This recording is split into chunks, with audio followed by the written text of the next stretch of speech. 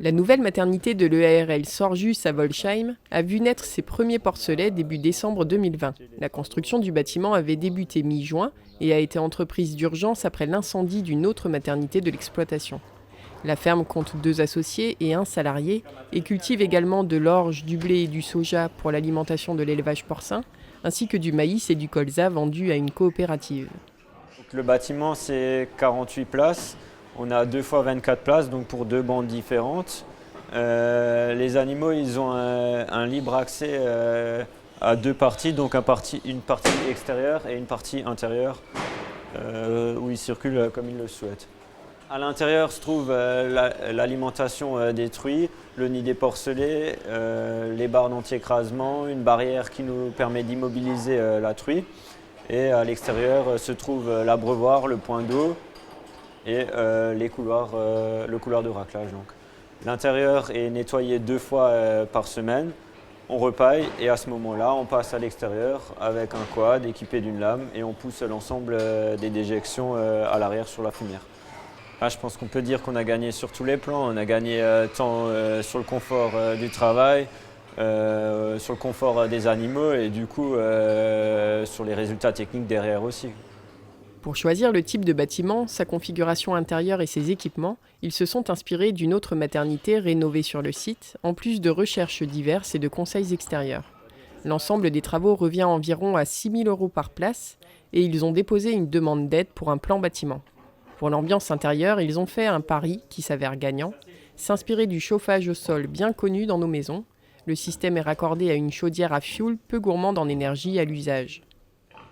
Donc on a des circuits qui sont du côté de la truie et des circuits qui sont dans les nids. Donc au niveau de la truie, les serpentins sont plus espacés et ne sont seulement allumés avant et pendant la mise bas, donc pour chauffer l'ambiance de la salle et pour lorsque le porcelet naît, il ne tombe pas sur un sol froid.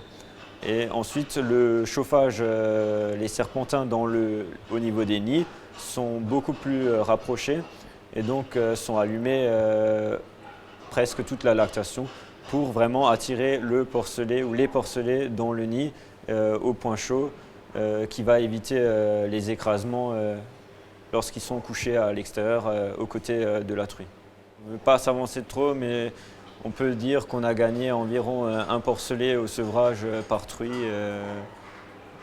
à 28 jours. Quoi. Pour la ventilation, donc, on travaille en surpression, c'est-à-dire qu'on souffle de l'air à l'intérieur de la maternité. Donc l'air est pris à l'extérieur du bâtiment au niveau du pignon. Elle passe dans un caisson, d'un humibat. Donc pour l'été, on va mettre en route la circulation de l'eau à l'intérieur qui va donc refroidir cet air qui va ensuite être soufflé à l'intérieur de la maternité pour que la truie se sente bien à l'intérieur et qu'elle fasse ses déjections au maximum dans le couloir de raclage. L'exploitation compte 270 truies pour la partie naissage. Certains porcelets sont engraissés sur le site, les autres partent chez un engraisseur de la filière Thierry Schweitzer à laquelle elle adhère. On commercialise l'ensemble de nos porcs charcutiers dans le cahier des charges ou dans la filière Thierry Schweitzer. Le cahier des charges Thierry Schweitzer, c'est quoi dans les grandes lignes? C'est les animaux en liberté, sur paille et une alimentation non OGM. Donc pour la partie naissage, on a environ 270 truies conduits en 7 bandes. Donc 7 bandes espacées de 3 semaines à chaque fois.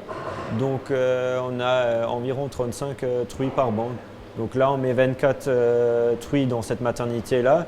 Et puis on a la maternité complémentaire qui a été rénovée il y a 4 ans, où on met le restant des truies de la bande. Au niveau des travaux, il ne reste plus que l'aménagement extérieur à réaliser avec du béton au sol et le remblai autour du bâtiment. L'autre chantier envisagé concerne la génétique des truies pour améliorer encore les performances techniques, notamment au niveau lactation et qualité maternelle.